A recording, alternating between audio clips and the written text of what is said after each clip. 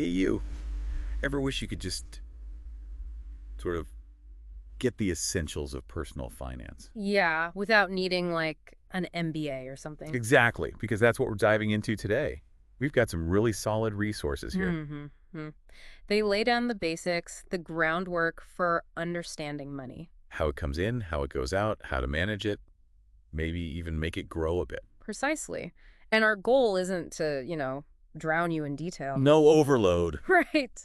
We want to pull out the really key vocabulary, the core ideas, and honestly, some useful tips that you can use straight away.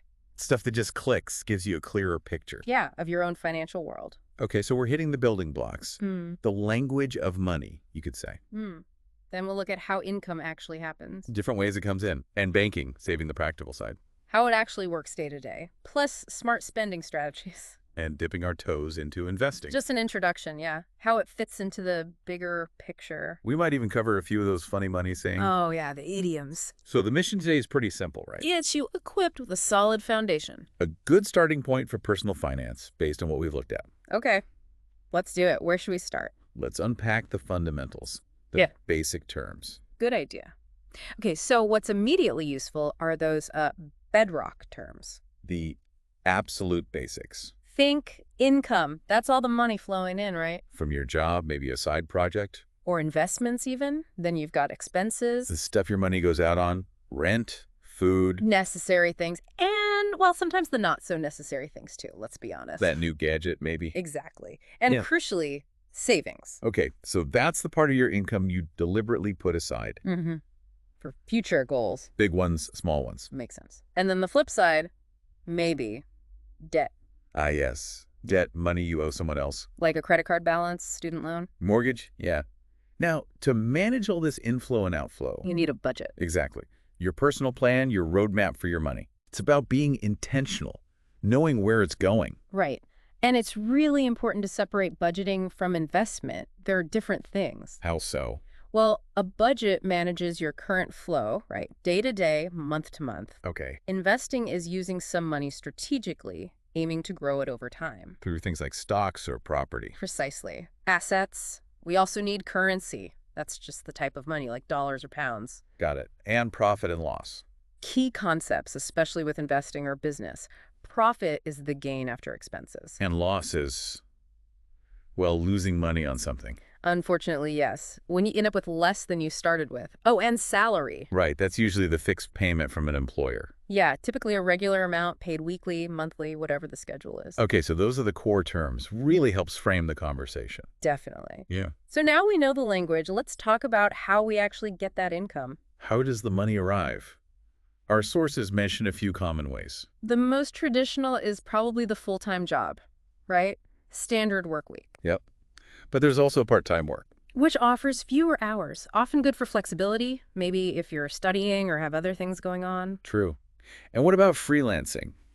Seems more and more common. It really does. That's where you work for yourself, offering skills directly. Like writing, web design. Consulting, graphic design, loads of things. You're your own boss, in a way. And then there's the side hustle. Yeah. I hear that term everywhere. Huh, yeah. It's that extra thing you do, isn't it, on top of your main job? To bring in a bit more cash. Yeah. Like selling crafts online. Or tutoring on weekends, driving for a ride share. Loads of possibilities. And even within a regular job, you might get overtime pay. Right. Extra money for extra hours worked beyond the standard ones. It really shows how diverse income streams can be now. It does. And actually having more than one stream, well, that can be a good safety net, you know? More financial resilience. Good point. So, okay. The income arrives. Now what? Where does it usually land first? For most people, probably a bank account. And the sources nicely break down the difference between checking and savings accounts. Okay, let's clarify that. Checking account is like your main hub. Yeah, pretty much. It's for frequent transactions. Paying bills, buying groceries. Easy access, quick in, quick out. Exactly. Whereas a savings account, that's more for holding money you don't need right away. Money you're trying to keep aside. Right. And the bonus is it usually earns interest. Ah, the interest rate. That's the small percentage the bank pays you. Yeah, kind of a reward for parking your money with them. It lets your savings grow a bit, slowly maybe, but still. And interacting with the bank. Terms like ATM. Automated teller machine. for basic stuff like getting cash out, Right. And you make deposits putting money in, and withdrawals, taking money out. Simple enough. Then there's a loan. Okay, that's when you borrow money from the bank. which you have to pay back with interest added on top usually. Always important to understand the terms of any loan, absolutely. So, thinking about this, are you, the listener, clear on how your accounts work? Are you using savings to actually earn some interest? Good question to pause on. Okay, so money's in the bank. Now, managing how it goes out. Which brings us straight to budgeting. The B word. Huh. Yes. So we said a budget is your plan, your roadmap. Being proactive about allocation. And one framework the sources mention is the 50-30-20 rule. Sounds neat. It's a pretty popular guideline, simple structure. Can you break it down? Sure, so the idea is you take your after-tax income. The money you actually take home. Right. And roughly 50% goes towards your needs. Essentials. Housing, food, transport, utilities. The must-haves. Okay. Then about 30% is for wants. The fun stuff. Entertainment, dining out, hobbies, clothes you don't strictly need. Got it. And the last 20%. That should be aimed at savings and paying down debt. Building that buffer, tackling loans or credit cards. Exactly. It's a guideline, of course, not rigid law, but a good starting point. Seems like a clear way to think about it. The sources also really push tracking your spending. Oh, absolutely crucial. You need to know where the money actually goes. They suggest apps, spreadsheets, just getting a clear picture. It can be quite revealing sometimes. Those little coffees or subscriptions, They add up. they really do. And just the act of tracking makes you more aware. More conscious about spending decisions. Mm-hmm. Which helps avoid that other pitfall, impulse buying. Ah, yes. Those unplanned purchases that wreck the budget. We've all been there. But maybe just pausing, thinking, ooh, do I really need this? Does it fit my goals? That little moment of reflection can make a difference. Definitely. Over the long run. Okay, so you've got income, you're banking it, budgeting it, saving some. What's next? Well, how about making that saved money work a bit harder? Which leads us into investing. Right. This can feel like the complex part. It can seem that way, but the sources give us a good starting point. They introduce some basic options. Like stocks. Yeah, basically buying a tiny piece of ownership in a public company. Okay. And real estate. Investing in property, houses, apartments, land, hoping it appreciates or you get rental income. Makes sense.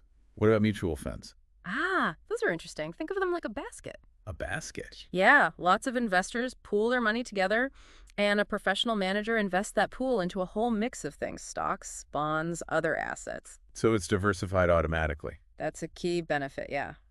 Spreads the risk. Speaking of risk, investing isn't guaranteed profit, is it? Not at all. That's super important to understand. Investments can go down as well as up. You could lose money. You could.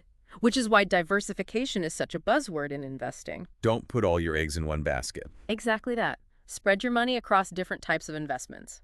If one does badly, hopefully, others will balance it out. Reduces the overall risk. Okay, the sources also mention newer things like cryptocurrency. Briefly, yes. And also the really vital area of retirement funds. Like 401ks or IRAs. Specific accounts for long-term saving. Mm-hmm. Designed specifically to help you build savings for when you stop working. Hugely important. It's a huge topic, investing, Yeah. but the core idea is growing wealth over time. Potentially growing it, yes. It's Oh, yeah. a long-term strategy usually. Got it. Okay, one last fun bit before we wrap up. Money idioms. Huh. Yes, those colorful phrases we use. Like if something breaks the bank. Means it's way too expensive, costs a fortune. Okay, and a cash cow. That's something, a business, a product that just reliably makes a lot of money, consistent profits. Nice to have one of those. And a penny pincher. That's someone who's really, really careful with money. Very frugal, maybe avoid spending almost too much. Doesn't like to spend unnecessarily. Exactly. They definitely add a bit of flavor to money talk. They do. Okay, so let's pull this all together. We've covered quite a bit today. We have kicked off with those essential terms. Yeah. Income, expenses, savings, debt. Budget, investment, currency, profit, loss, salary. The basic vocabulary. Then we looked at earning money, full-time, part-time jobs. Freelancing, side hustles, even overtime pay. Moved on to banking. Checking versus savings accounts, ATMs, deposits, withdrawals, interest rates, loans. Then managing spending with budgeting that 50-30-20 rule. The importance of tracking expenses, avoiding impulse buys. And we dipped into investing. Stocks, real estate, mutual funds. Touching on risk, diversification, crypto, and those crucial retirement funds.